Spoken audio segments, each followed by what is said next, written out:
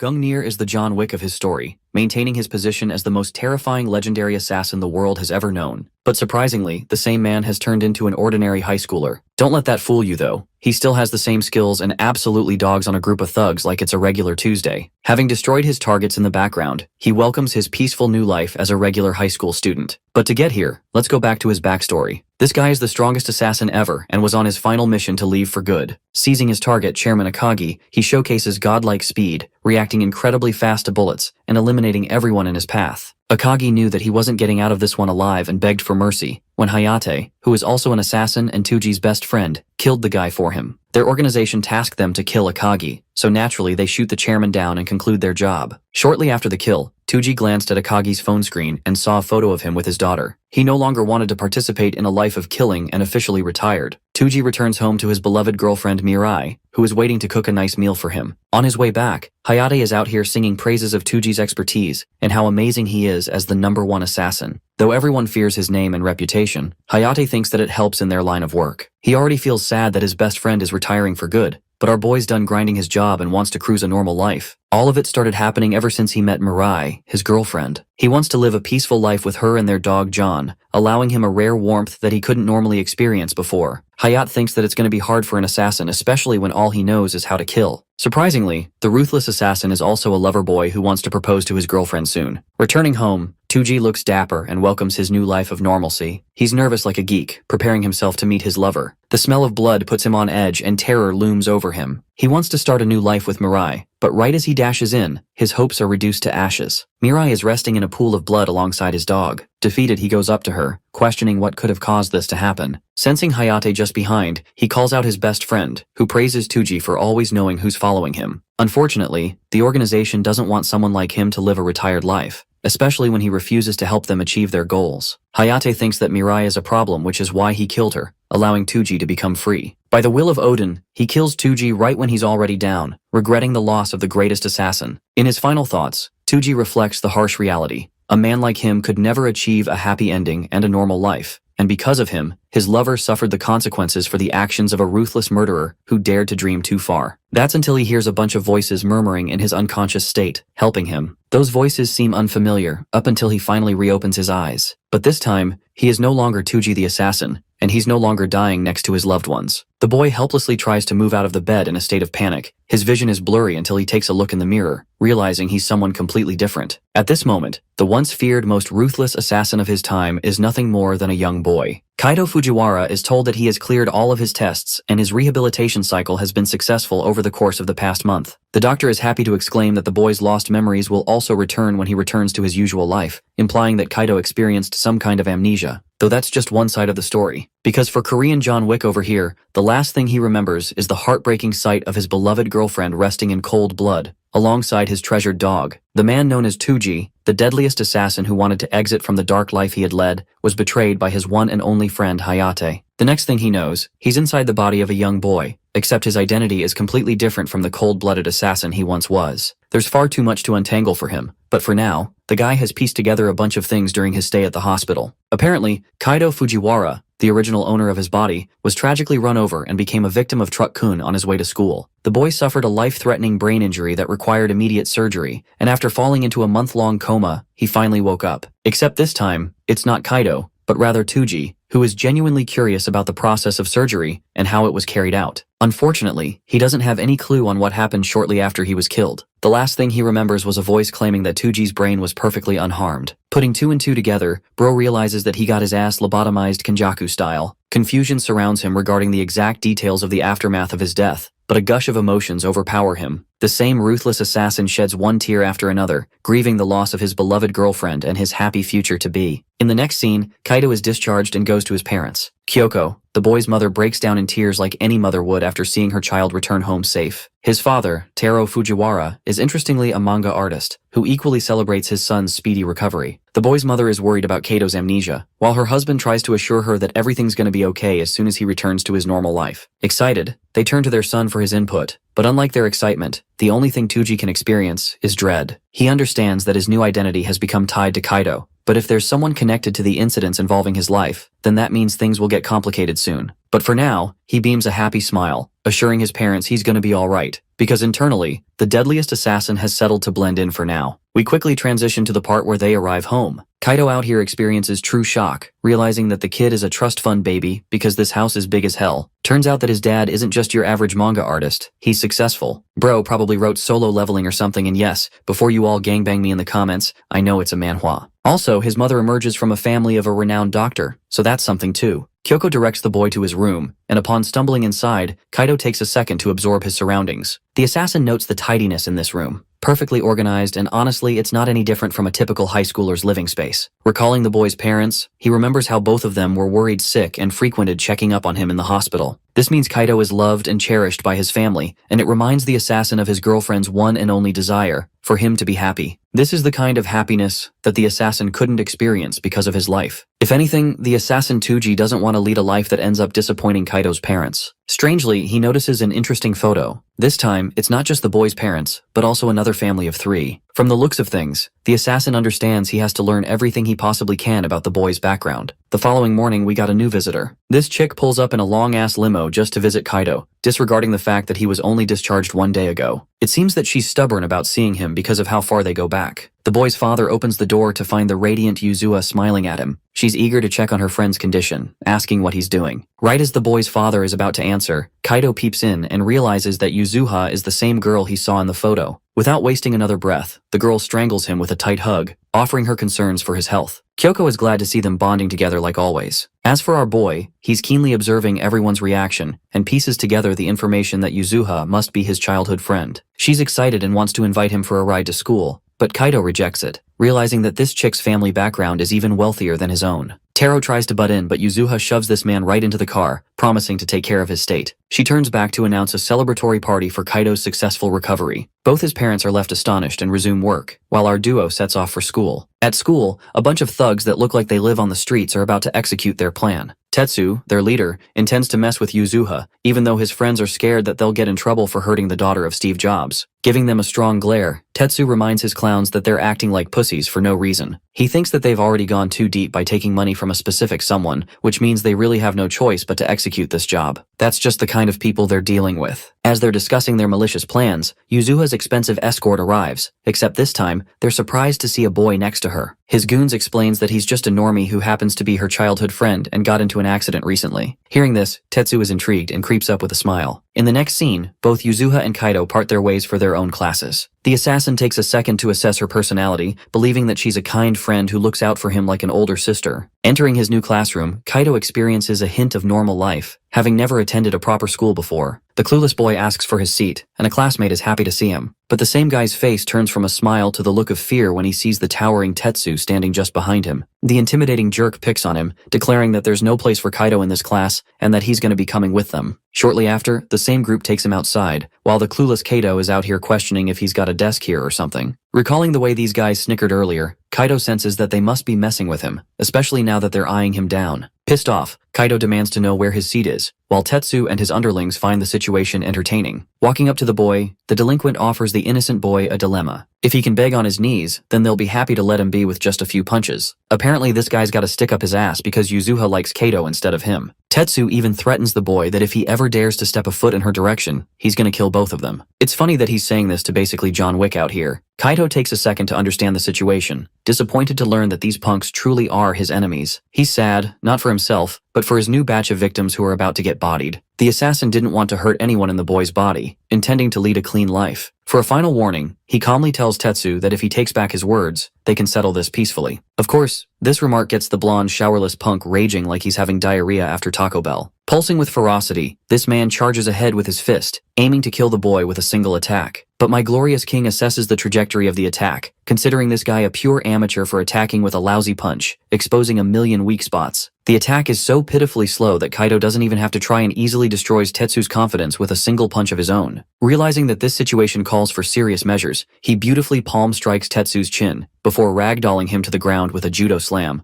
all at the same time realizing that the real world is pathetically peaceful to the hell he's used to. A while passes until Yuzuha comes rushing for his aid, only to realize that this man is aura farming in front of the piercing sunlight. Turns out this man wasn't in danger, he is the danger. Yuzuha is astonished, questioning if the boy standing in front of her is truly the same Kaido she's known all her life. Yuzuha helplessly asks if he's responsible for beating them to the ground. At first our boy is hesitant, and eventually comes up with the excuse that he was dragged into a pointless fight. Apparently Yuzuha heard the news too, which is why she rushed to get to the rooftop to check on him. She wants to believe the reality that an innocent-looking boy like Kaido couldn't have been involved in such a brutal fight. But that's only until he spots a tinge of blood on his collar, thinking that he must have gotten hurt or something. Kaido tries to reason that he's perfectly fine, but Yuzuha is a worried mess and roars at him for making her worry like that. Her worried anger turns to sadness, unable to accept the idea of him getting hurt. The assassin wonders what happened and apologizes anyway. They decide to return to class for now, but as they're leaving, Kaido hears the murmuring of the beaten-up blonde. Bro is mad and plans to take revenge against him. The scene quickly cuts to the late-night party that Yuzuha planned earlier. His parents brought out the champagne and the most salivating food on the table. I mean, who the hell did they hire for all of that, Gordon Ramsay? While the boy's parents are enjoying the moment in a happy laugh, Kaido can't help but once again reminisce the image of his beloved girlfriend, Mirai, who often smiled at him the same and urged him to eat quickly. Hearing her words, this man went from a killing machine to an eating machine. Even their dog wanted to try the food. That same night, Tuji went to his girlfriend, wondering if this is what it felt like to experience a happy moment with one's own family. That same feeling is channeled to his current self, as he finally experiences what a normal life feels like. Anyway, Yuzuha appears to be late to the party, even though it was her idea to begin with. The boy's father exclaims that Yuzuha is going through some rough times recently, even though she never shows it and always puts on a brave face. Suddenly, an unpleasant feeling starts creeping up in the boy's chest, as if his senses were giving him a warning of some kind. Curious, he checks his phone, only to see his childhood friend calling him. He picks up, asking about her condition, only to hear the same punk's voice from earlier. The punk is glad that he quickly caught on, and invites the boy to come to a specific location according to his coordinates. And if Kaido refuses, they're going to make sure Yuzuha pays the consequences for it. By the way, the same chick and her driver are being held hostage, so he's really not kidding around. Yuzuha's voice roars from behind as she pleads with him not to come. But our boys heard everything he wanted to hear, and realize that they're gonna hurt her if he doesn't act soon. So he asks for directions, and the delinquent gladly offers it. The phone call ends shortly after, and Kaido acts like he was on the phone with another friend instead of her. Informing his parents that he's gotta go for a quick errand, Kaido assures them that he'll be back soon. The scene cuts to the dark and abandoned factory, where nearly a dozen armed men are waiting to beat him up. But not just that, the organization's leader has also arrived, while his bodyguard is casually busy working out behind. The man is pissed that Tetsuya bothered to make the call and even slams a can in his face for it. He's trying to keep a low profile, and being called here all of a sudden puts him at great risk for it. Anyway, the scumbag reveals that he's captured Yuzuha in order to execute the organization's order. Apparently they want to interrogate some secret information from her regarding her inheritance. But so far, she hasn't yet cracked, constantly stating that she knows nothing. That's actually the main reason Tetsuya bothered calling her best friend, the same kid who hovers around her all the time, thinking that if they threaten to hurt him, she'll spill the beans. This way, he'll have succeeded in his order, and as his reward, Tetsuya will officially claim his spot in the organization. The organization's leader is fine with that, but warns the blonde of what will happen if he fails his task. You see, Inokami, the muscle freak, isn't one to talk. This man's only orders are to kill, as he demonstrates by chucking a dumbbell so goddamn fast that it tears down a freaking wall. Inokami's mere existence is enough to make the blonde wet his pants, because if he fails, he's gonna be next. Yuzuha roars and makes her position even worse by provoking them, while her assistant tries to calm her down. Unfortunately, that leads to Tetsuya beating his ass, slamming him with his foot, enraged that someone's trying to meddle between the two of them. He tells his underlings to take her assistant aside, and focuses on Yuzuha, assuring her that if she doesn't talk, her childhood friend is going to die. Even then, the helpless girl confirms that she has no idea what he's talking about. Pissed off, Tetsuya orders Kaido to be brought to him at once. Right now, they've got 40 thugs with weapons, and a former wrestling behemoth responsible for killing a man in the ring. With this, there's no way the kid will come out on top.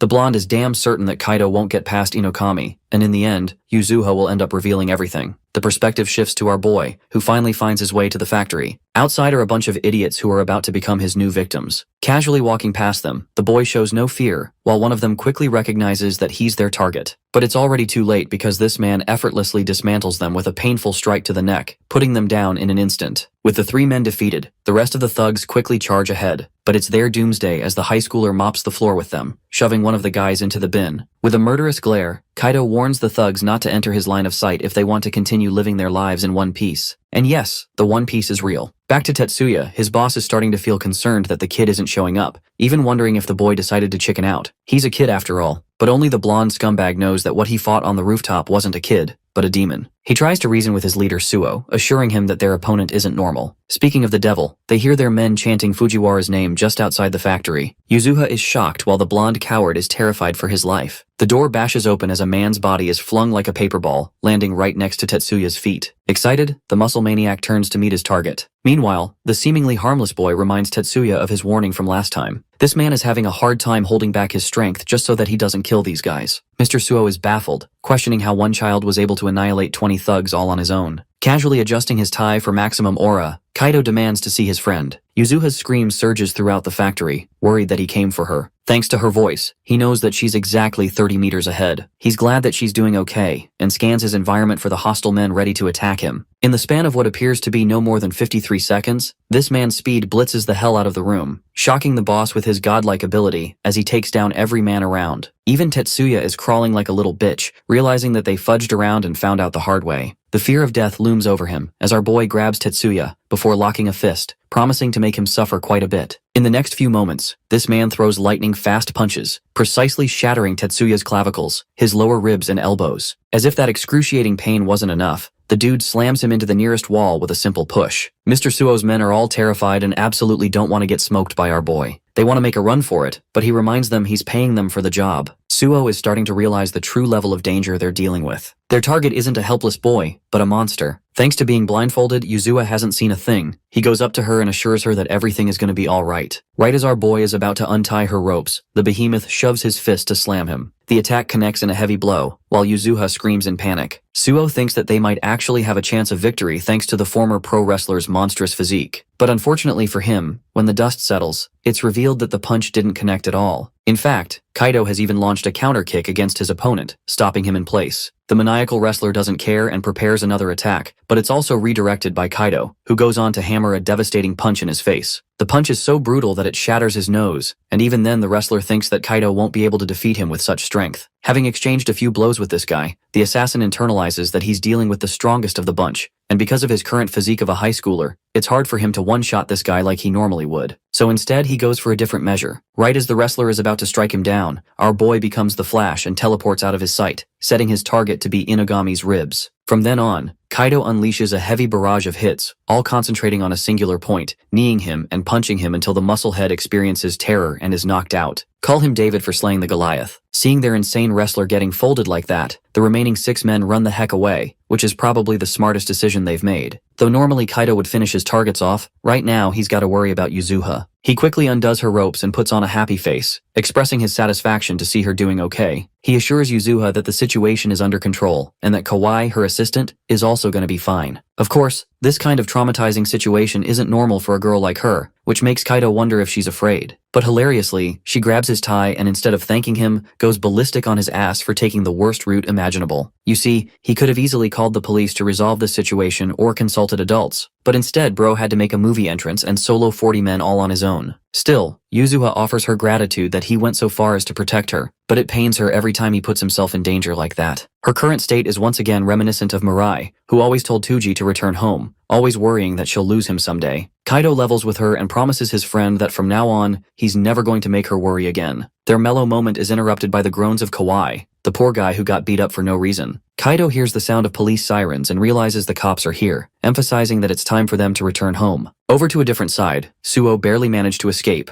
unable to comprehend how not even the musclehead was able to stop the monstrous child. Apparently this guy also has his own boss, who seems to be some kind of kingpin of underground crime. This terrifying boss reveals that he sent a Lancelot to deal with the kid. Now that the boy has messed with the Great Will Organization's plans, he's going to pay for it. But before that happens, let's return to our boy's side of things. He's back at home resting on his bed, knowing that he made his parents worry by going on his own like that. While they're sleeping soundly, Kaido remembers how worried his parents were upon his return. Thankfully, the police didn't hold him down for any questioning because of his lack of involvement. As for the thugs, their mission and ultimate goal is still ambiguous in his eyes. Then there's the fact that the man in charge, Suo, also disappeared after the scene. From the looks of things, he thinks that there's something even worse looming in the shadows. As he jogs outside, he internalizes how he doesn't want anyone around him to get hurt anymore. Suddenly, a bunch of projectiles are shot at him, causing him to jump right into the air. The man who shot them is actually baffled that the boy managed to avoid them. By the way, Kaido already knew someone was following him home, which is exactly why he came out here in the first place, giving the spy an easy target. Turning to the guy, Kaido questions his motives. The creepy bastard is impressed that the boy managed to notice him even in his bedroom. It's the first time he's been figured out like that, and with this, it's confirmed that this kid isn't just any normal brat. Giving credit where credit is due, Kaido praises the spy for covering his tracks and being on a completely different level from the thugs he faced at the factory. From those two facts alone, it can be said that this guy doesn't belong to the workings of a normal society, which begs the question of why he was spying on him in the first place. Kaido's stalker is rather impressed, and thinks that the young kid also shares some connections to his line of work. But our boy keeps it simple and maintains his identity of an ordinary high schooler. Refusing to entertain any more small talk, the man prepares his blades for their ultimate showdown. The scene is familiar to our protagonist, who recalls his previous life. The assassin before him officially declares the end of Fujiwara Kaido. This same man is called Sanjo of the Great Will Organization, ranked number 67. Getting into fighting stance, Kaido reflects that he too was once a member of the same organization. Let's visit the headquarters of the Great Will Organization. The council member Akatsuki is frustrated that even after kidnapping Yuzuha, they were unable to obtain any leads. Akatsuki thinks that they should have deployed a lance for the mission from the very start to get things over with. Let's zoom out and focus on the significance of this organization. This group is capable of overthrowing the world into chaos thanks to having 1,000 assassins under its wings. Among them, the top 100 assassins are considered the elites and given the title of lance. Each lance is so reliable that they have a near enough 100% success rate for each job. Among other things, Minami and Akatsuki are the same. Minami reveals that they're searching for a specific treasure that will shift the balance of the world. That treasure is called Fenrir's Seed, and Yuzuha is supposedly the current owner of that sacred treasure, though they don't have any evidence to conclude such a thing. Yashima reveals that he's already sent Sanju for the job. The revelation shocks them, because before using a lance, one requires the permission of Odin. But that's the thing. Yashima has already acquired such permission. First off, they know that Yuzuha's bodyguard is trash, so there's no way it could have been him, concluding that there is more to the situation than they understand. He deems their enemies a threat, and therefore wants to eliminate them at the hands of the lances. That brings us to the scene of the fight, where Kaido realizes that he's dealing with someone from the same organization. The stance Sanju is using is perfected and difficult to read, signifying his elite status as a lance. This also confirms our boy's worst suspicions, that everything surrounding Yuzuha's troubles is actually being controlled by the organization in the background. It's not a case of a simple inheritance loot, but something greater. Sanju quickly observes the boy's stance and remarks that he isn't a high schooler at all. The kid is fearless and feels natural when a weapon is pointed at him. Sensing danger, Kaido deems him a threat for Yuzuha and lunges forth to strike him down. The first few punches are casually evaded by the expert assassin, who reflects that the kid is incredibly fast and accurately aiming for his weak points. From this angle, it really seems like Kaido is an assassin of his own class. However, Sanju isn't a joke. This man nearly stabs him in the face, causing our boy to maintain his distance. From their brief encounter, Kaido has learned a bit about his opponent's specialized fighting style. Sanju is a fighter who prioritizes his range to his advantage. The assassin is impressed by the kid's skills and decides to go on the offensive by lunging right into the air. The tables have turned, and though he goes for a butterfly slash at first, the assassin quickly rewires himself into a different stance in an effort to overwhelm our boy. Sanju is genuinely pleased to find his opponent dodging like an expert. Meanwhile, our boy is starting to realize that he's far behind when it comes to strength and speed. There's only one way to defeat an opponent like this guy, and that is to scan his environment. While the elite lance is going heavy on the offensive, he thinks that he's finally achieved an opening to strike. But much to his shock, when nails the final blow, Kaido casually slips out of his jacket before stabbing his neck with a precise swing. Surprisingly, the lance managed to evade it just in time, and retaliated with a swing of his own. The slash ends up cutting Kaido. Blood drips down, and the realization sets in that he's dealing with a powerful lance. He's realizing his own limitations for having a weaker and untrained physique, while the lance is rather impressed by the boy's attempt to trap him. He talks about how Kaido's perfected movements showcase that he's easily a professional in combat,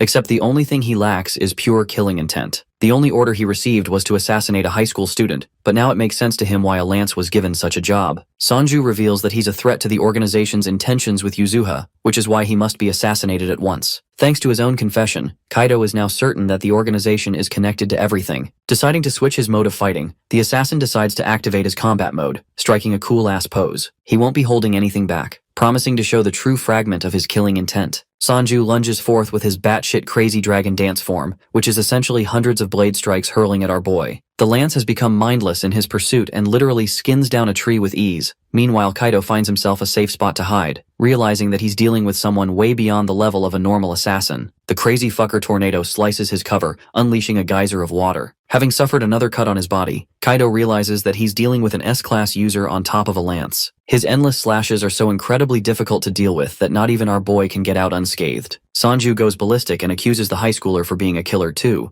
wondering if it's fine if Yuzuha is killed as collateral. And well, that's where this man fucked up, because that line alone triggers Kaido's traumatic flashback sequence, except this time, the face of his girlfriend is replaced with the one of his friend. Pissed off, he lunges forth to tackle the assassin head-on, smashing the blade right out of his hand, grabbing it, and then speed blitzing a sharp cut right across his shoulder. It all happens so fast that not even an expert lance is able to perceive what went wrong. All he can think about is what kind of monstrous kid he's dealing with. Our boy refuses to experience the guilt and suffering that he did last time, which is why he promises to protect Yuzuha with his life. The lance thinks it's pointless to resist his fate as he's going to die by the will of God. Bro is a shoulder down and still wants to fight. His endless slashes are useless from now on, because Kaido is expertly matching each attack like a seasoned professional. Accusing the high schooler for being a coward, Sanju leaves himself wide open during one of his attacks. Reminding him of his place, Kaido goes right behind him, painfully slashing his thigh and belittling the pro-assassin for being so loud. Reduced to such a state, Sanju can't help but question how this guy got so fast all of a sudden. Reusing the same tactics like last time, he tries to overwhelm our boy. It ends in disaster for him, because Kaido leaves a bunch of cuts right around his left arm, revealing that there's no point anymore as he's already read all of his moves. In his next attack, Kaido burst with incredible speeds, becoming a Beyblade and slashing all his way to Sanju's body. Donning his murderous glare, he deems the end of the lance, who is still out here questioning how one could master such swift knife work and such godlike speed. The way he's fighting reminds him of the wrath of Gungnir, the #1 assassin among their ranks. Kaito brutally rips this guy's body until he's left gushing out a pool of blood. The fight is over with Sanju realizing just how outclassed he was right from the beginning. As he's panting heavily, the lance trembles in fear, sensing that he can't even move a muscle anymore because the tendons in his arms have been severed. But our boy is kind enough to leave at least one leg for him to get by. As for the rest, the killing machine assures him that his career as a lance is finished, and that he won't be able to kill anyone anymore. Ruthlessly, Kaito remarks that in this way, the assassin will lose the only part of his identity that he treasures the most. It's a fate worse than death because these people can't even blend in normal society. But before leaving this guy alone, the boy declares his 2 questions, promising to painfully cut his other leg if he refuses to answer. For his first question, he wants to know the name of the man who issued the order, and why specifically they're targeting the girl. Giggling like a fool, Sanju reveals that he's not going to talk even if he tortures him and kills him as he has sworn loyalty to his one and only God, and that he'll never betray his will. The mention of God confirms everything for Kaito, but unfortunately sirens start buzzing all around. Sanju's recklessness has attracted the cops. In that brief window, the guy manages to use his only leg to escape.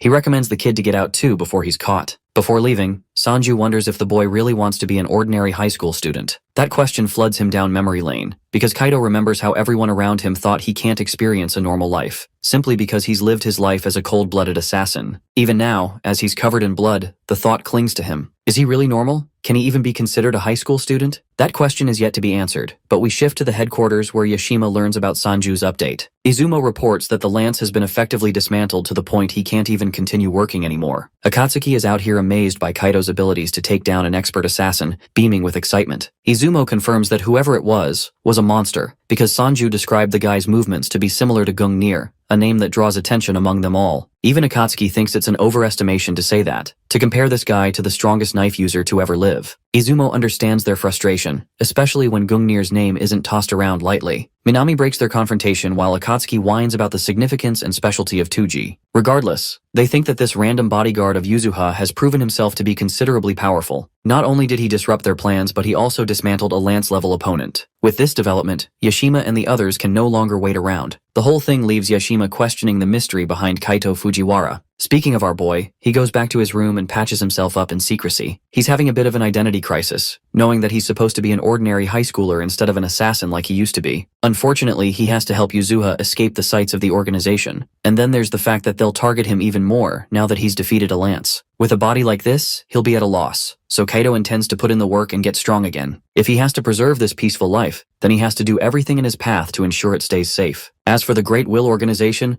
Akatsuki volunteers and expresses great interest in taking the mystery man on as his target. They're surprised, but Izumo thinks it's a great idea for a threat of this level. After all, if this guy really does compare to the likes of Tuji, an ordinary lance won't cut it. A curious Akatsuki is all the more happy to use his position to take care of the threat. By the way, this dude is no joke. He's ranked 9th overall and is one of the greatest assassins around. After a day passes since Yuzuha's kidnapping, Kaido's parents and the girl give him a big welcome home party to celebrate his discharge from the hospital. To show his love, his father presents the omuris he worked really hard to make, though that is a little hard to believe because the dish looks pretty cursed. After that, Yuzuha says she made something extra special for him as well, as she places a plate of mouth-watering beef stew in front of him. With a proud grin, she tells him to dig into her masterpiece while it is hot, and the moment it hits his taste buds, our boy instantly gets a flashback of the past to when he was leaving the house, and Mirai asked if he would be out late once again. However, that time he told her he would be home in time for dinner because he only needed to meet someone and pick up a thing or two, giving no clue about his actual work. Mirai was really glad to hear that because she was making his favorite beef stew that day, and that made him very happy. Then, he told her with passionate eyes that he would share something important with her when he got back before he left, and she bid him farewell with her precious smile and a smiling Johnny boy in her arms. While eating the beef stew, Kaido becomes sad that he never got to tell her he was quitting his life as an assassin to be with her. Yuzuha gets annoyed seeing his disappointment and asks if it really tasted that bad, but our boy suddenly starts downing her cooking like it is his last meal on Earth. Nearly tearing up, he tells her it tastes delicious. Yuzuha is glad to hear that, and his mother tells him there is a lot more where that came from if he has a big appetite. As he watches his father set the pan on fire and Yuzuha smiling with the cake and enjoying herself,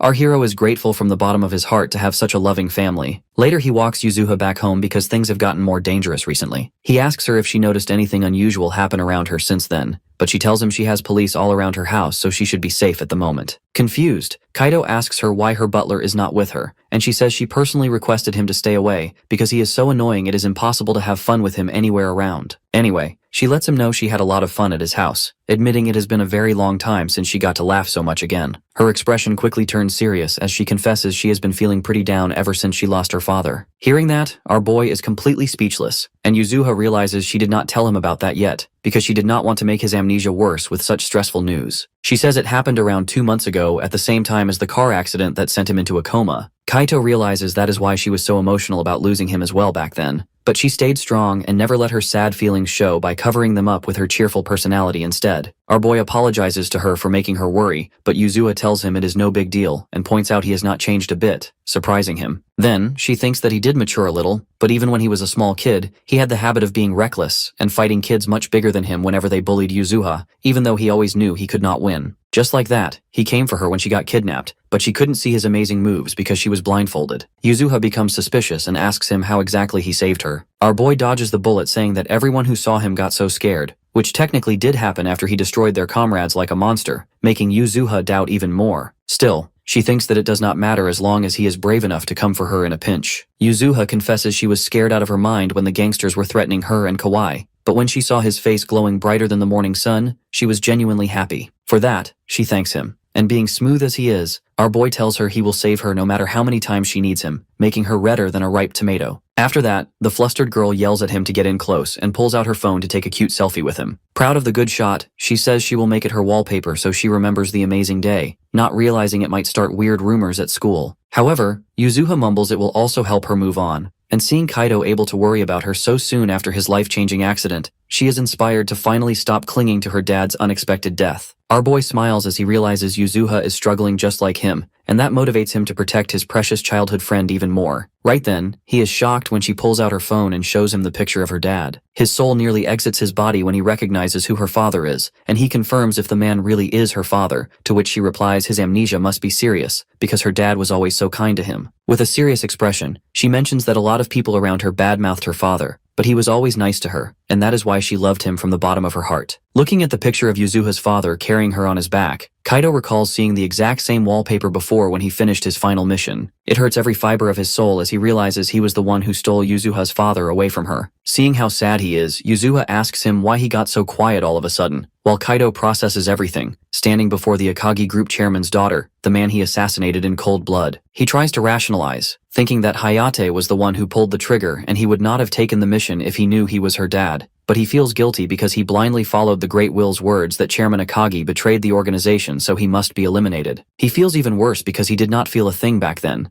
and now he has put Yuzuha in danger as well. so he considers telling her that he was once an agent of the organization who ordered her father's death. He grits his teeth in deep frustration, still unable to make a final decision. The next day at school, he quietly sits at his desk while all the girls in class chat loudly about the new transfer student coming, hoping it is a hot guy. In the end, our boy decides not to tell Yuzuha, because the organization will not stop coming after him just because he put a single lance out of commission, so his only real choice is to keep protecting her at all costs. Just then, the teacher announces that a new transfer student has arrived, and when the boy asks for permission to enter, our hero instantly recognizes his voice, staring in disbelief. Taking one look at the pink-haired, cheerful boy, he wonders what one of the divine spears could possibly be doing at his school. Remembering the last psycho who came after him, his suspicion is confirmed that the Great Will sent this one as a direct response to his interference with Yuzuha's kidnapping. Suddenly, the boy turns to our hero and pierces his very soul with a cold, unblinking stare, openly declaring who his intended target is. There is no doubt at all that the pink-haired brat is Akatsuki, one of the organization's 12 divine spears, codenamed Bident. Sometime later, during the PE lesson, the crowd goes wild for their new transfer student as he casually manages to score yet another basket. The girls are head over heels for the pink-haired boy while his teammate is genuinely surprised that he manages to jump so high despite his short height. Makoto plays it off by saying it was a great pass and motivates his team to get another hoop in, while the opponent team gets irritated that the transfer student is already stupidly popular with the ladies. Meanwhile, Kaido does not let his guard down at all as he finds it odd that the lance has still not made a single move and wonders what on earth he is even planning. You see, the lances are an elite group of the top 100 assassins who are each assigned numbers, and out of them, the top 12 are known as the legendary spears, who are commanded by their supreme leader Odin. Each of these insanely overpowered assassins has extraordinary abilities that rival 1,000 men. When it comes to assassinations, these people can easily trample over the army of an entire nation. These elite warriors are only deployed for the most critical missions, which makes Kaido come to the conclusion that it can only mean they are hell-bent on targeting Yuzuha. Kaito looks down in sadness as the painful memories from his last mission hit him, and he figures that the assassins must be after the secret treasure that the chairman has supposedly stolen from them. It keeps bothering him that if Akatsuki decides to act at this school, can he really protect the lives of everyone here, including his childhood friend, with his current body of a high schooler? Sometime later, everyone returns to their classroom, but the students still do not stop fangirling over Makoto and keep begging him to join them for karaoke. He is an instant hit with the ladies, who start crushing on him even harder once he reveals that he practiced a bit of basketball back in the United States. Meanwhile, our hero watches the situation from a distance and realizes Akatsuki is not making his move today, and he makes a mental note to stay on full guard tomorrow. Just then, he hears Yuzuha call out to him and ask if he can go somewhere with her after school. Our boy instantly rejects her offer without even hearing her out, insisting she should just go straight home for the day. However, out of nowhere, a hand rests on his shoulder, and Makoto appears from behind to greet the girl cheerfully by her name, which instantly sets off all sorts of red flags for Kaido that he is seriously after Yuzuha. Makoto introduces himself, but Yuzuha points out he is already quite famous as the hot new guy all over the school, and she asks how he even knows her name since they have never actually met. The cheerful transfer student tells her with a carefree smile that she is the high school girl who inherited the Akagi group fortune, which completely catches her off guard. She suddenly gets a bit depressed while Makoto continues, saying his father is indebted to the chairman, so he was instructed to look after her, but when he tries to invite her somewhere, our boy suddenly cuts in and makes an excuse that he hurt his finger during practice and actually needs to go to the nurse. Our boy gives him a cold death stare, which convinces him to play along, and the two boys part ways with Yuzuha. She looks back with a smile and thanks Kaido for protecting her from weirdos once again. A few moments later, as the two are standing on the rooftop, Makoto admires the view and goes on about how wonderful the prime time of a high schooler's youth is. He then looks back at Kaido and jokingly asks if he brought him here to confess his love or something, but our boy keeps giving him the silent treatment. Makoto simply laughs it off and continues that Yuzuha is honestly quite cute up close in person, but says he cannot believe that she is the chairman's daughter. Kaido gets straight to the point and demands to know what his goal for coming here really is, wondering if it is revenge for the purple-haired guy. The transfer student looks as unbothered as ever and casually asks if he is actually the one who took out Sanjo. He starts analyzing his physique and finds it surprising that he managed to win against Sanjo with only a couple of minor injuries, but our hero repeats his question again, becoming visibly more annoyed by the second. The assassin finally drops his innocent act and admits that he wants to get his hands on the secret treasure that Yuzuha inherited from her father, which fully confirms our boy's suspicions. Akatsuki continues that they do not even know what it actually is and just want information for now. He offers our hero a chance to join their organization since he is stronger than some of their assassins. The boy adds that they only target bad guys, make good money, and Yuzuha might even give the location of the secret treasure to him since he is close to her. Akatsuki gives him a nasty smile and warns Kaido that it is a very good offer since both he and the girl might actually manage to survive after encountering the organization this way. He then walks to the edge of the roof and holds out his hand, warning Kaido that if he resists, innocent kids are going to get hurt. Our hero refuses to let that slide, and immediately dashes forward toward the assassin as he launches a barrage of quick attacks. Makoto manages to dodge each one with ease and compliments Kaido that he can rival a pro with his swift moves. Just then, our hero manages to grab onto his arm as he reveals that he knew the assassin would try to use bombs. The tiny cube is his unique assassin item, with which he combines explosives and martial arts that are well known in the organization as Biden's default method to annihilate his targets. The mention of his codename catches the assassin completely by surprise as he jumps back and yells that Kaido has way too much knowledge for an ordinary person.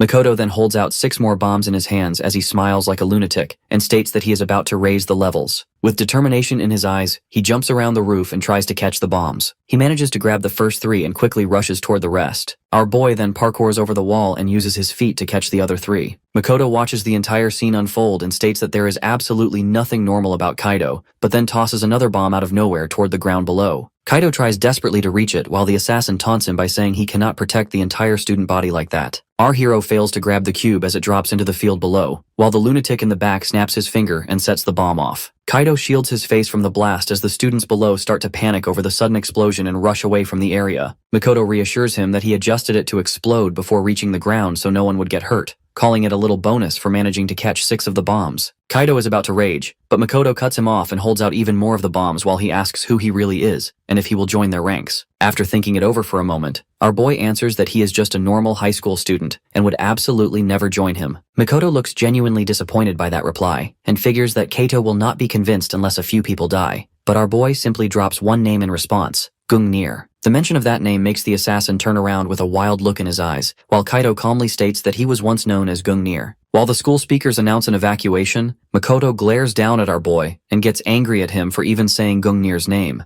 But just then he reveals he was only buying time, and before Makoto can process it, school officials arrive on the rooftop to check for any students left behind. The pink-haired punk gives him 3 days to decide whether to join them or not, and warns that he will regret it if he refuses. After that, students get free from the school early because of the explosion, and there is an ongoing chit-chat that no one got hurt from the huge explosion, and Yuzuha asks Kaido why he is not going home. Kaido explains he has something important to do first, and wants her to stay home since the explosion could be another attack aimed at her. Just then, Kawai shouts with passion that safety measures have been increased and that he has started learning martial arts to protect Yuzuha, yet his over-the-top enthusiasm only leaves her annoyed. Yuzuha asks Kaito to text her if anything happens and he agrees, but once she drives away, he turns back to stare at Makoto as if to let him know he is not fooling anyone. Meanwhile, as Makoto observes our boy, he is positive that Tuji wouldn't let anyone disgrace Gungnir's name. Later on the local train, our boy hopes he has managed to divert Akatsuki's attention away from Yuzuha and toward himself, remembering that although Akatsuki is the youngest of the Divine Spears, his abilities are no joke. Clenching his fist, he thinks about how he has grown used to his new body, but he still has a long way to go before he can take on a Divine Spear in combat. That thought makes him worry that he might lose if they face off after 3 days, yet it does nothing to shake his determination to protect Yuzuha even if it means murdering the pink-haired punk. Just then, our boy gets off at Shibuya Station and makes his way to the place where he was first killed. He leaps onto the balcony while questioning why he even came here since Mirai would not be waiting for him. When the door suddenly swings open, he wonders if it could be a trap set by the organization, but despite that, he strolls into the apartment only to see the crime scene cleaned up while the rest of the place still looks the same. Just then, he hears a noise and snaps into his fighting stance, expecting an assassin, only to be surprised when his dog John stands there wagging his tail. John excitedly woofs as the good boy runs to him, and our hero notices the frisbee clamped in his mouth. The sight pulls him back to the days when he and Mirai would go to the park and play fetch with John, and his eyes grow teary as he realizes the dog still remembers him. Just then, something catches the corner of his eye, and he spots a photo of himself, Mirai, and John together at the beach. It makes him remember the time when they were on a road trip when she told him that although she never understood the nature of his work, Mirai always wanted him to be happy. He answers that he is satisfied with his life and will die protecting her, but Mirai simply says that a dead man cannot be happy, and she wants him to try living for once. Now weeping like a widow, our hero regrets that he could never make her happy, and that she now exists only in his memories. After that, he returns home and tells his family that a couple had to give up their dog due to difficult circumstances, so he brought it home and wonders if they could keep it. Before he can bargain any further, Taro immediately agrees to adopt the dog, and Kyoto suggests they take turns walking it. When they ask the dog's name, he explains that the last owners called him John. Later, he texts Yuzuha to ask if anything has happened yet, and she says things are rather boring. She mentions hearing about his new dog and asks if she can come pet pet it, but he tells her not to come now, smiling at his phone because he knows what he must do. After that, he calls Akatsuki, who mockingly asks if he has changed his mind since the 3 days are not up yet. But our boy says he is done playing games and is ready to give Akatsuki a beating on the school rooftop before dawn, vowing to end this once and for all because he is Gungnir. After hearing the name Gungnir, Akatsuki becomes so enraged that he smashes the phone in his hand. In his mind, someone like Kaido could never compare to Lord Tuji, who was the very definition of a perfect assassin. Yet despite that, Kaito still dares to claim the name Gungnir right in front of him. 3 years earlier in the Middle East, the two of them were on a dangerous mission together. At one point, Akatsuki made a critical mistake which left him completely surrounded by enemies. His left arm was blown apart, and it was clear he was about to die. Right as he steeled himself for the end, Tuji suddenly appeared and cut down every enemy in the blink of an eye. Akatsuki had thanked him, saying he was only able to make it this far because of his blast, and urged him to return alive, promising to take care of the mission from there. The next morning, the two of them meet on the rooftop. Akatsuki casually asks Kaito what he is thinking, coming here to fight while wearing a school uniform. Kaito replies that he plans to defeat him first, and then attend his classes afterward. Laughing, Akatsuki tells him they both had the exact same idea, and adds that ever since yesterday, he has been thinking about how Kaito's movements were almost the same as Gungnir. He admits he had once wanted to be like him, but now that Kaito has made him feel Gungnir's presence firsthand, he will never forgive him for it, at least not until he blows him into little pieces of roasted flesh. With a smirk, Akatsuki says that he wants to share a little secret before they start fighting. He reveals that he has planted bombs somewhere in the school, and because his left prosthetic arm is directly connected to his brain, he can detonate them instantly with just a movement of his fingers. If Kaito loses to him, then many people will die, and the only way to stop the bloodshed is by severing the connection between his arm and his brain. That leaves only two options to either cut off his arm or destroy his brain. However, Kaito calmly points out that there is a third option. The bombs can also be disarmed if Akatsuki is knocked unconscious. Hearing this, Akatsuki is genuinely surprised, and Kaito explains that he already told him he knows Akatsuki. As Kaito gets ready to fight, he says that he did not come here to kill him, and he only came to stop him. With a confident smile, Kaito asks if Akatsuki truly believes he can pull that off. Then, without warning, he dashes forward and unleashes an attack. Akatsuki manages to dodge it, but our boy notes that his only advantage lies in knowing Akatsuki's tactics and personality, because the physical performance of this body is nowhere near the same level as his own. Akatsuki tosses several bombs into the air, and when they detonate, the blasts aim to destroy his target's eyes and ears. He follows up by swinging a left hook. However, since Kaito already knows all about this tactic, he swiftly dodges and moves in to land a punch to Akatsuki's chest. In midair, Akatsuki shifts his body and evades the strike. Then, he counters with a solid punch, sending Kaito flying through the air. As Kaito steadies himself, Akatsuki says that flying backward to soften the impact was the right call, because a direct hit from his prosthetic arm would have obliterated Kaito's arm completely. With a menacing smile, Akatsuki warns that if Kaito is truly Gungnir, then this is far from the extent of what he can do. The punch already cracked Kaito's ribs, and he realizes that divine spears are not the kind of enemy one can defeat by simply knowing their techniques. Kaito thinks to himself that as a killer, a peaceful life was never meant for him. Yet if he is still alive, there must be a reason for it. No matter who he faces, he will win without killing anyone. He will survive for the sake of everyone who cares about him.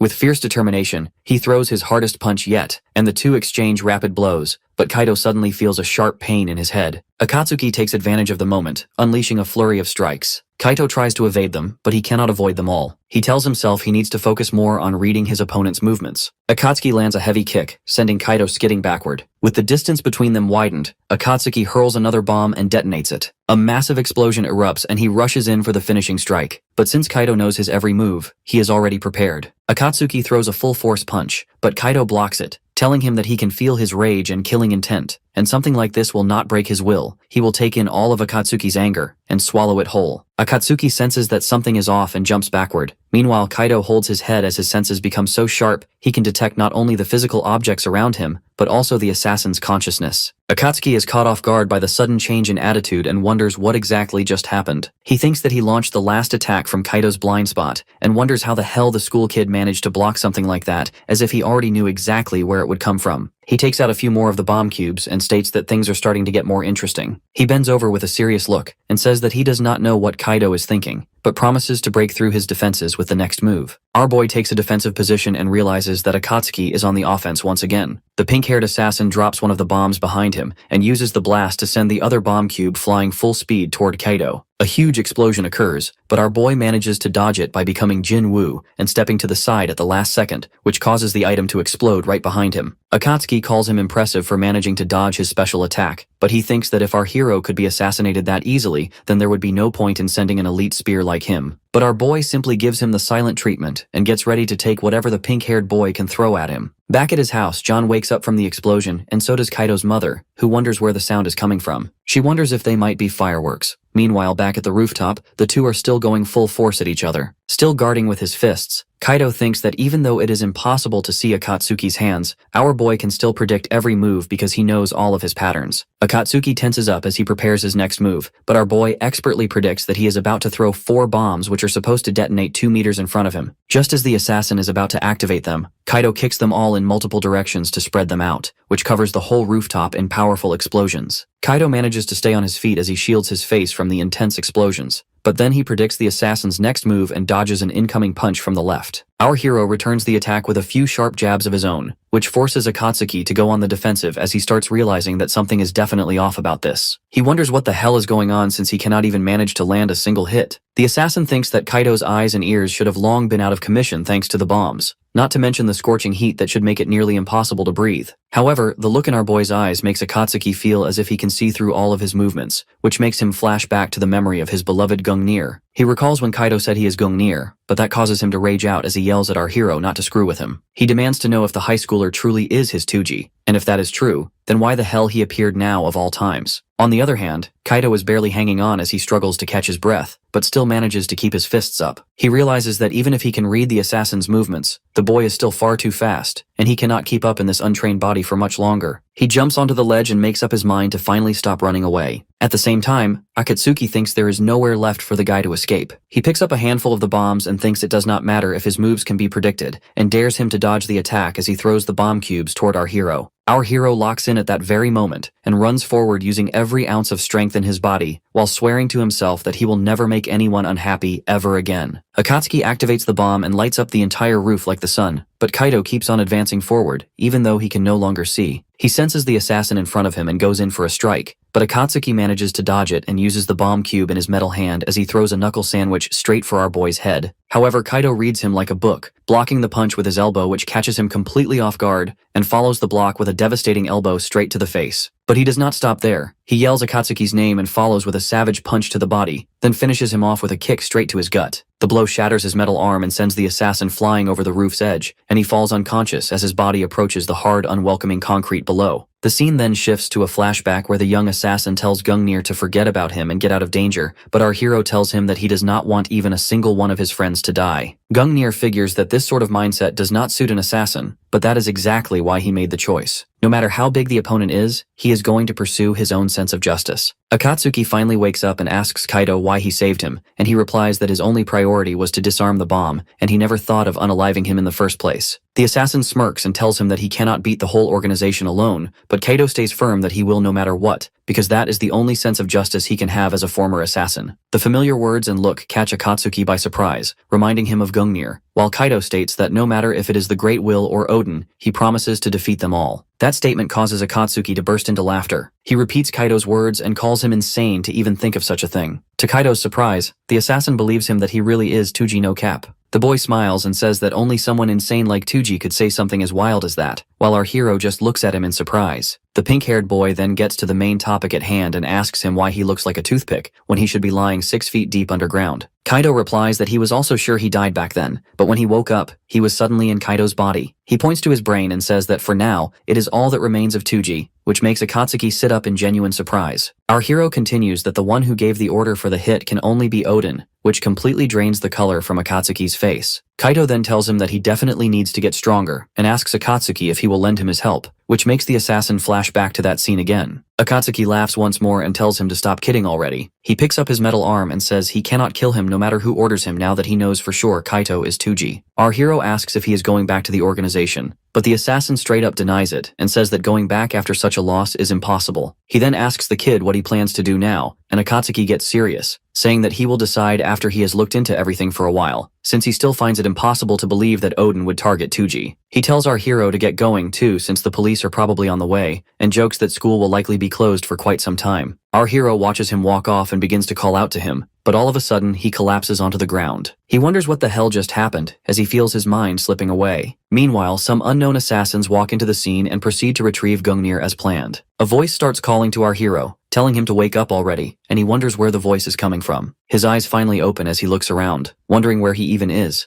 and he realizes that he is back in his original body. The voice then says again that he has finally woken up and tells him that they are both a part of one another now. Kaido slowly floats toward him, which makes Tuji's eyes go wide in surprise. Kaido calls out to him again and tells him to protect Yuzuha with that power, but Tuji refuses to let go as he shouts for the boy and reaches out to him. Right then, he wakes up soaked in cold sweat and is greeted by a friendly canine face. While lying on the ground, he wonders where he even is now. While downstairs, the parents are watching the news, which reports another explosion at the school. Both are extremely worried about the bomb blast, and Kyoto asks if they should take Kaido to the hospital as she reads his messages, which say he came home early and went to sleep because he felt dizzy. The father asks if she is worrying too much and says Kaido is probably just exhausted from everything that has happened, and reassures her that their son will be fine once he gets some rest. Meanwhile, Kaido stares at the ceiling while thinking that his head still feels fuzzy and realizes that he has slept for half a day. He remembers getting dizzy on the rooftop, then waking up in his room with his wounds already treated. He recalls that Akatsuki finally believed he is Tuji, yet he wonders if he showed enough strength in this weak body to truly convince him. That incredible feeling earlier was as if Akatsuki's emotions were flowing into him, and without that, there was a high chance he would have died. He still wonders what happened to his body, but then his phone rings. When he sees that it is Yuzuha, he quickly answers and yells to ask if she is alright, which surprises her. She immediately flips the question on him since he ignored all her messages since morning. He apologizes and says he had been asleep until now, and that he is just glad she is safe. She then tells him about the explosion at school that blew the roof away and that classes are now cancelled for a week, which he pretends to know nothing about. She realizes something is off and asks Kato if he is involved in this again, which makes him break out in a cold sweat. She then starts scolding him and says he is always getting into trouble, and even asks if, instead of getting sick, he actually got hurt in the school explosion. Kaido sits up and thinks this girl is as sharp as ever. He turns the question back on her and asks if she has been in danger too, and then tells her not to worry anymore because he has decided that no matter what happens, he will protect her. Yuzuha turns redder than a tomato and demands to know what has gotten into him, and tells him not to distract her with cool hero talk. She keeps talking while downstairs Kaido's mom answers the doorbell, yet finds no one there and instead sees a package on the ground. Soon after, there is a knock on Kaito's door and his mother asks if he is awake and says there is a package for him, which she leaves in the hallway. Kaito finds it suspicious, since he did not order anything, and his mom tells him to come for dinner if he is feeling fine, while Yuzuha notices it is late and says goodbye. Kaito picks up the box and weighs it in his hand as he senses no traps, but when he opens it, his eyes widen in shock as he spots his original assassin knife along with a card. He wonders who could have sent this to his house. When he picks up the card, he sees a set of coordinates and tells himself that he must meet the sender no matter what. Our hero wanders through Shinjuku, following the location coordinates written on the note that came with his knife, and notices that although the place is close to the station, the foot traffic drops sharply. This makes him wonder if the sender of the note might be hiding somewhere like this, and he questions whether it could be the person who transplanted his brain, theorizing that it must be Kaido. Eventually, he arrives at an apartment complex and immediately senses that it would make the perfect hideout. He steps into the lobby, but after finding it empty, he moves ahead. He finally stumbles upon an entrance to a lower level and quickly suspects it to be a trap from the person who sent the knife. When he finally reaches the basement parking area, he opens the door and strolls forward, wondering why he was called to this place when suddenly he barely manages to dodge a sneak attack. Spotting an arrow behind him, he sees the person holding the crossbow reveal himself alongside a female accomplice, and she remarks that dodging the arrow could not have been a fluke, since the real Gungnir would even be able to dodge bullets. She then comments that our guy's brain appears to be working great, and our guy, who doesn't recognize them, asks if they are the ones who called him there, but the crossbow wielder says he is not worthy of getting answers and loads another arrow. He shoots it saying that the hero must prove himself by defeating them. Our boy dodges it in the nick of time and catches sight of a pair of glowing eyes glaring at them from behind. The girl swings her elbow, but he glides out of range just in time, making her strike the pillar instead. Meanwhile, he quickly gauges that the duo has the capability of a mid-level lance, and as she launches another strike, he deflects her punches while noticing that they are using an old organization tactic of creating an opening using a crossbow and ending it with close-quarter combat. Just then, the other guy swings a hook from behind, but our boy pivots and moves in for a double strike, landing an uppercut to the girl's stomach and a roundhouse kick to the man's chin. The impact sends the girl flying while the man staggers back, wondering what kind of force hit him, before he jolts forward to try again. Our guy spots the move moves coming from a mile away, just like in the last fight, and predicts that the opponent will open with a 4-strike combo, starting with a left downward slash. So before it even begins, he realizes he doesn't need to dodge, so he blocks the first blow and drives a jab into his chest. As the fight continues, his abilities of spatial awareness, reaction speed, and action prediction accelerate dramatically, and he completely overwhelms the two assassins. The woman quickly realizes that they were not defeated by some child, but by the strongest killer among them known as Gungnir. Just then, the crossbowman laughs and compliments that the hero isn't bad, but says he is done playing, and reaches into his pocket before his partner yells at him to stop because it goes against their orders. But he shouts back that he cannot end it after being humiliated like this. Suddenly, a third voice tells him to stop, and a familiar figure steps into view, greeting our boy Tuji and remarking that his brain transplant was a success. Our guy instantly recognizes him as the organization's doctor, Kyosuke Kuji, and accuses him of being behind the entire brain transplant and links him to the organization. But the doctor tells him to calm down, explaining that although he was the one who called him there, he was not the one who carried out the brain surgery. He adds that he also has left the Great Will organization, and promises to tell him everything that happened on the day he died. Completely confused, our boy turns to Kuji and asks who he is. Kuji replies that he will explain everything, and tells Kaito that there was an order to kill him, and the one who carried it out was none other than his partner, Hayate. At the mention of that name, our hero's expression quickly shifts to anger. Next, Kuji explains that the order was highly confidential, known only to a select few, and he was one of them. He says that he leaked all the information which allowed Kaito's brain to be recovered before it was hidden away from the organization. Hearing that, Kaito asks if that means Kuji betrayed the organization, and then he demands to know about the other two. Kuji answers that they are members of Agros, a special unit operating under the direct command of the Japanese government. The sole purpose of this unit is to annihilate the Great Will organization. He adds that they are more commonly known as Argos, and they are the ones who transplanted Tuji's brain into Kaito's body. At that, Tuji grows visibly irritated upon learning his brain was handled by the Japanese government. Raoul comments it was his job as a public servant, while Reika politely says she is pleased to meet him. She then explains that the government views the Great Will organization as its greatest threat. Raoul adds that Tuji's brain was preserved solely because they needed his help.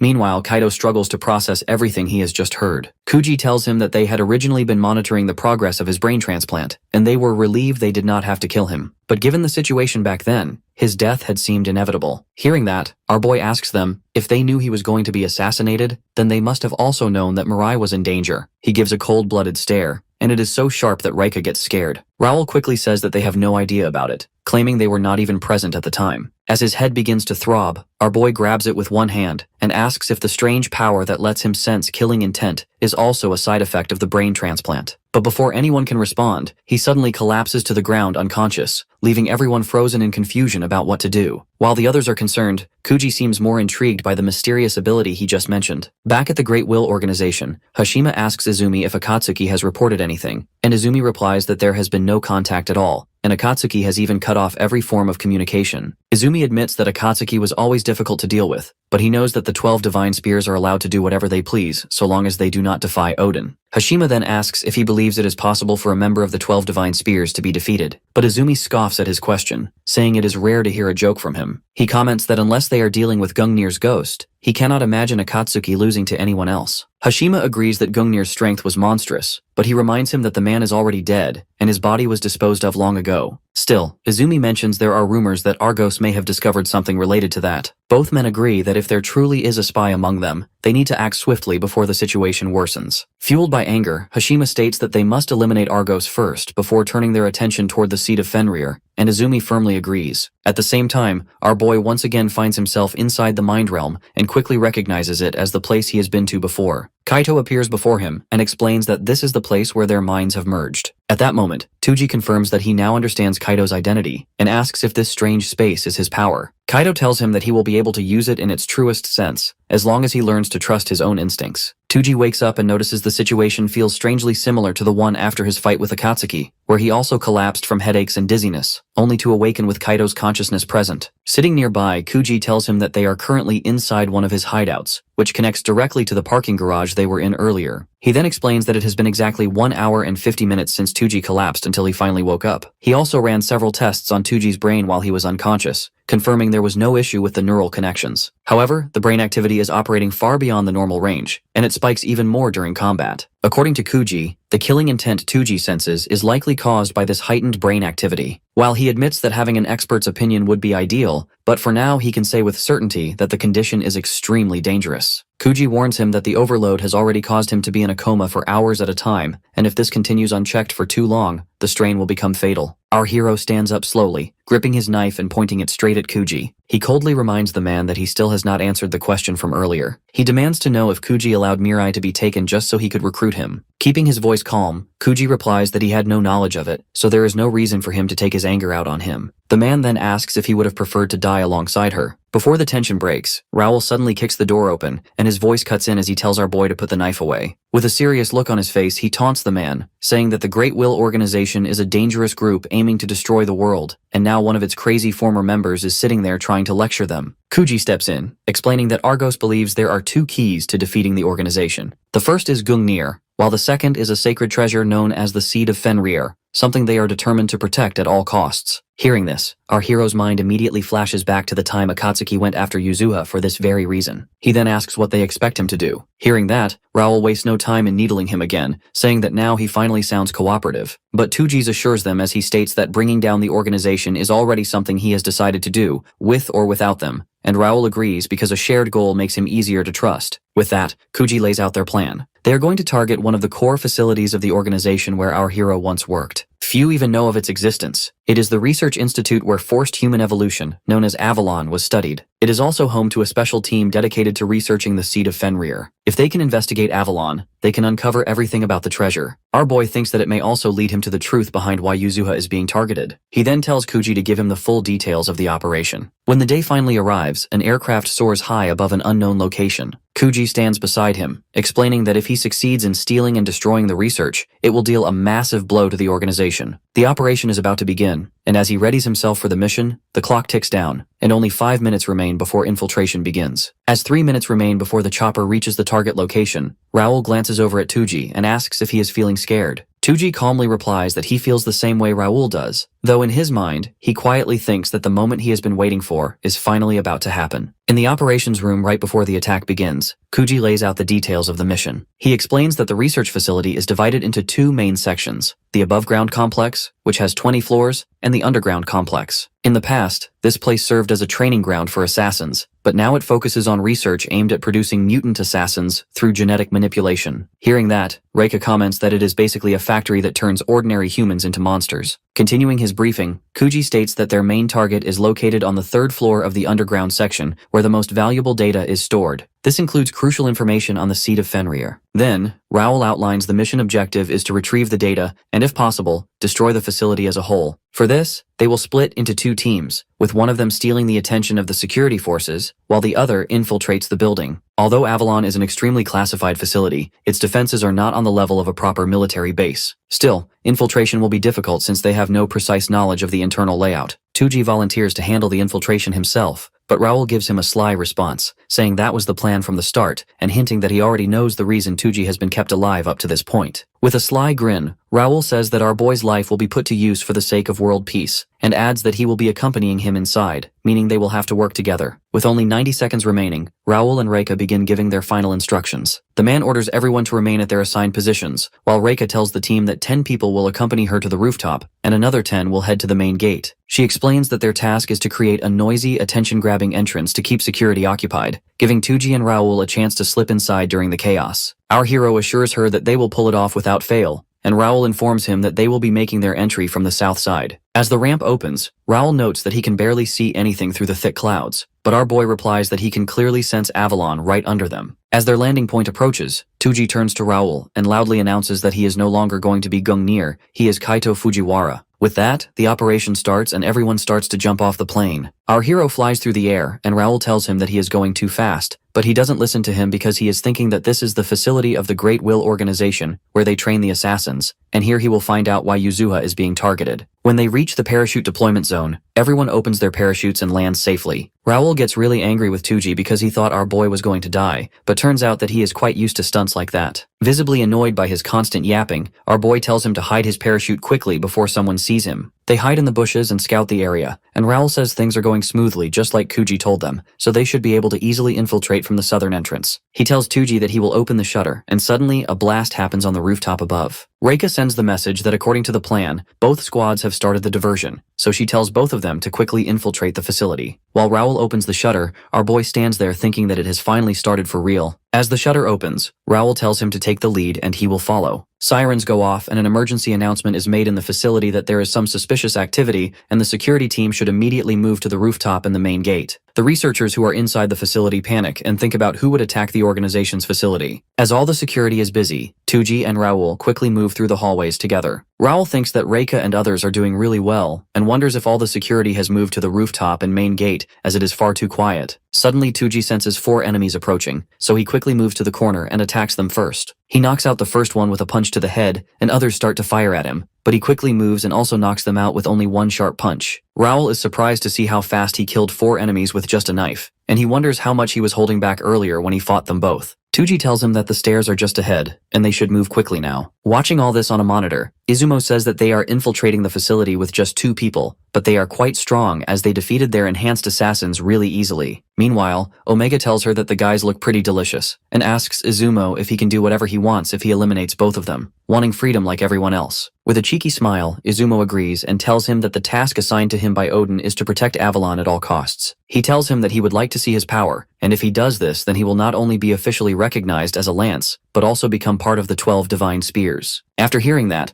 Omega feels pumped up, because this is the very first time he will get to use his powers outside of an experiment, and he is also allowed to kill humans. On the other hand, Raoul tells our boy that they have to move as the enemies are coming, but he just stands there. While he tells him to move on, Tuji stands there and says that this is the place solely designed to produce strong killers like him through inhumane experiments, so he will reject their twisted belief that the only method to change the world is by taking innocent lives.